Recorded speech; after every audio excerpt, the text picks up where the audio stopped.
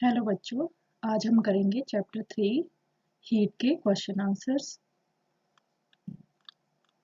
ठीक है, तो हमारा फर्स्ट क्वेश्चन है state similarities and differences between laboratory thermometer and clinical thermometer.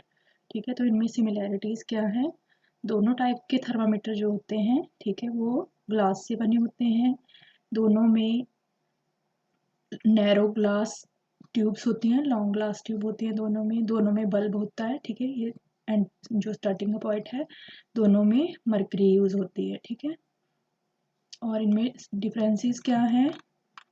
ठीक है, clinical thermometer human body temperature measure करने के लिए यूज किया जाता है। ठीक है, और जो लेबोरेटरी थर्मोमीटर होते हैं वो अदर ऑब्जेक्ट्स का टेम्परेचर मेजर करने के लिए यूज़ किया जाता है।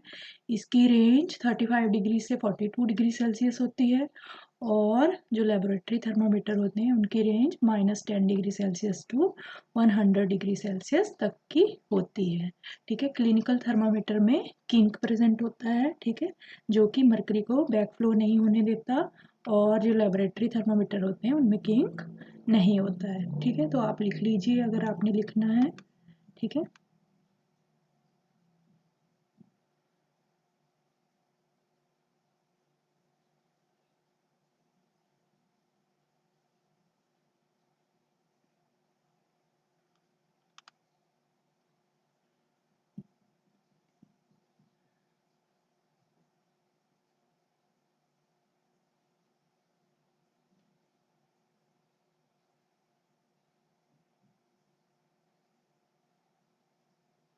आप स्क्रीनशॉट लेके भी इसको क्वेश्चंस के आंसर्स को लिख सकते हैं। ठीक है, आगे चलते हैं क्वेश्चन नंबर 2 पे। क्वेश्चन नंबर 2 है हमारा, give 2 examples of conductors and insulators of heat. तो हमें पता है कंडक्टर्स क्या होते हैं। कंडक्टर्स वो मटेरियल या ऑब्जेक्ट्स होती हैं जो अपने में से हीट को ईजिली पास होने देती हैं। इनमें एग्जांपल है एल्यूमिनियम। ठीक है, यहाँ एल्यूमिनियम स्पेलिंग की मिस्टेक है। ठीक है, और कॉपर। ठीक है, आगे है इंसुलेटर्स।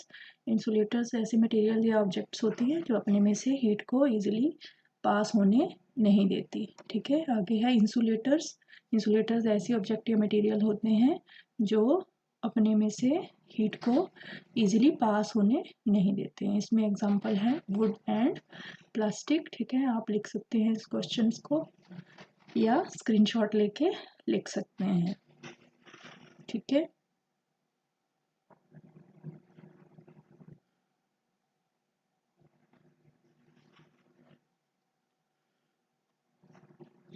आगे चलते हैं क्वेश्चन नंबर 3। ठीक है, फिल इन द ब्लैंक्स है। The hotness of an object is determined by it's. तो जो हॉटनेस होती है ऑब्जेक्ट्स की, उसको हम किससे डिटरमाइन कर सकते हैं, किससे पता लगा सकते हैं? उसके टेम्परेचर से। ठीक है, आगे है temperature of boiling water can't be measured by a clinical thermometer. जो पानी बॉयल पानी है, जो पानी उबल रहा है, उसको हम क्लिनिकल थर्मोमीटर से नहीं मेजर कर सकते। उसको हम किससे मेजर करेंगे? हम उसको जो लेबोरेटरी थर्मोमीटर हैं उससे मेजर कर सकते हैं। आगे है temperature is measured in degree Celsius. तो टेम्परेचर को किस में मेजर करते हैं? डिग्री सेल्सियस में। आगे है no medium is required for transfer of heat by process of radiation. तो रेडिएशन की प्रोसेस में हमें क्या नहीं चाहिए? मीडियम नहीं चाहिए। ठीक है, आगे है a cold steel spoon is dipped in a cup of hot milk. Heat is transferred to its other end by the process of conduction. ठीक है, हमेशा हीट कहाँ से कहाँ को फ्लो होती है? Hot to cold object. So heat इसमें कंडक्शन के थ्रू ट्रांसफर होगी। आगे है clothes of blank colour absorbs more heat better than light clothes of light colours. ठीक है, तो जो डार्क कलर के क्लोथ होते हैं वो ज़्यादा हीट एब्जॉर्ब करते हैं in comparison to light colour clothes. तो आप फिल कर लीजिए ये भी।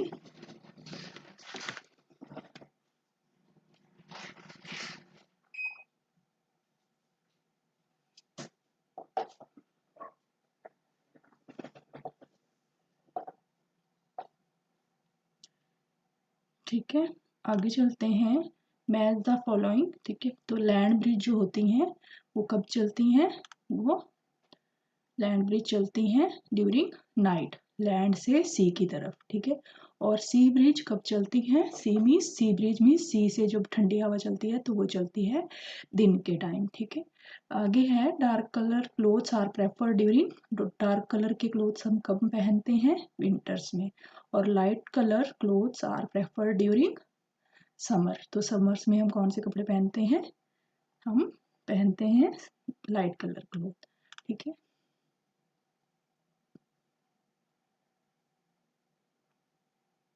आगे चलते हैं।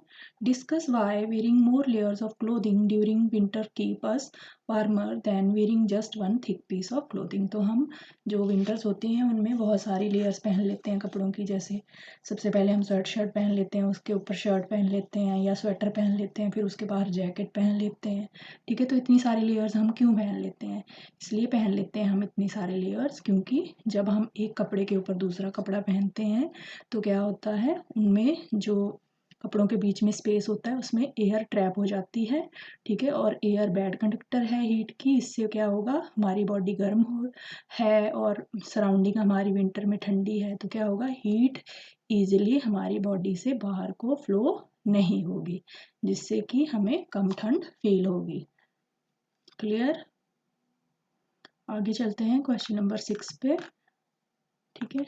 डायग्राम दी हुई है, ठीक है। हमने इसमें कंडक्शन, कन्वेक्शन और रेडिएशन बतानी है, ठीक है। तो हमें पता है हमेशा कंडक्शन कहाँ से होगी, हॉट टू कोल्ड। तो यहाँ हॉट क्या है, फ्लेम हॉट है, बर्तन हमारा पहले ठंडा होगा, ठीक है। तो यहाँ पे हो रही है कंडक्शन।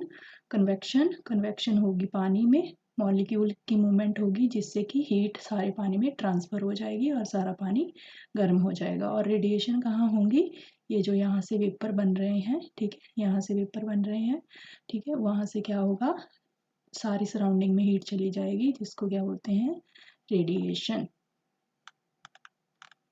नेक्स्ट क्वेश्चन में चलते हैं। जो बोल रहे हैं इस क्वेश्चन में बोल रहे हैं, जो हॉट क्लाइमेट जहाँ पे प्लेसेस पे रहता है वहाँ की वॉल्स को वाइट क्यों किया जाता है? हमें पता है वाइट क्या है, वाइट कलर है एक, ठीक है। वाइट कलर क्या करता है, ये लेस हीट एब्जॉर्ब करता है, ठीक है, और उसको रिफ्लेक्ट ज़्यादा करता है हीट को, ठीक है। तो इसीलिए जो हॉट क्लाइमेट जहाँ पे रहता है वहाँ प्लेसेस में कैसा कलर किया जाता है, घरों को वाइट कलर किया जाता है ताकि वो लेस हीट एब्जॉर्ब करें और जो भी हीट थोड़ी बहुत एब्जॉर्ब कर रहे हैं उसको वो रिफ्लेक्ट करते हैं, इसीलिए वहाँ पे घर की जो वॉल्स होती है उनको वाइट कलर किया जाता है, ठीक है। आगे है 1 litre of water at 30 degrees Celsius is mixed with 1 liter of water at 50 degrees Celsius. The temperature of the mixture will be। तो अब क्या बोल रहे हैं, एक कप हमने दो बर्तन लिए हैं, दोनों में 1 1 लीटर पानी लिया है, एक का 30 डिग्री सेल्सियस टेम्परेचर है और दूसरे का 50 डिग्री सेल्सियस टेम्परेचर। तो बोल रहे हैं अब हमने उनको मिक्स कर दिया, ठीक है। तो क्या होगा, जो 50 डिग्री सेल्सियस वाला पानी होगा वो थोड़ा ज़्यादा गर्म होगा in comparison to 30 degree Celsius वाले पानी के, मतलब 30 डिग्री पे पानी नॉर्मल जैसा होगा और 50 पे थोड़ा गर्म होगा। तो जब हम दोनों को मिक्स करेंगे 30 डिग्री सेल्सियस और 50 डिग्री सेल्सियस वाले पानी को, तो टेम्परेचर दोनों का इन बिटवीन आ जाएगा, बीच में आ जाएगा, ठीक है। क्यों आ जाएगा, क्योंकि ये जो 50 डिग्री सेल्सियस वाला पानी है ये अपनी हीट किस में छोड़ेगा, 30 डिग्री सेल्सियस वाली पानी के मॉलिक्यूल की तरफ को छोड़ेगा, जिससे कि पानी का टेम्परेचर दोनों के बीच में आ जाएगा। नेक्स्ट क्वेश्चन देखते हैं, क्वेश्चन नंबर 9। एक बॉल ली है हमने, आयरन बॉल ली है जो कि 40 डिग्री सेल्सियस पर है, ठीक है। और एक मग लिया है जिसमें हमने पानी लिया है 40 डिग्री सेल्सियस तक, ठीक है। तो ये बोल रहे हैं कि हीट कहाँ से कहाँ को फ्लो होगी, तो हीट फ्लो नहीं होगी, हीट नहीं होगी फ्लो क्योंकि आयरन बॉल और जो हमने पानी लिया है मग में उनका टेम्परेचर क्या है, दोनों का सेम है, 40 डिग्री सेल्सियस दोनों का टेम्परेचर है, इसलिए हीट फ्लो नहीं होगी ना बॉल से पानी में ना पानी से बॉल में, ठीक है। आगे है ए wooden spoon is dipped in the cup of ice cream, ठीक है। हमने क्या लिया, आइसक्रीम ली, आइसक्रीम का कप लिया और उसमें लकड़ी का स्पून डाल दिया, वुडन का स्पून डाल दिया, तो अब हीट कहाँ से कहाँ को फ्लो होगी, हीट फ्लो नहीं हो पाएगी क्योंकि हमारा जो स्पून है वो किस चीज़ का दिया हुआ है, हमारा स्पून दिया हुआ है वुडन का। तो हमें पता है वुड क्या होती है, बैड कंडक्टर ऑफ हीट होती है, तो इसलिए जो हमारा स्पून है वो ठंडा भी नहीं होगा क्योंकि वुड क्या है, बैड कंडक्टर ऑफ हीट है। तो इसका ऑप्शन है डी।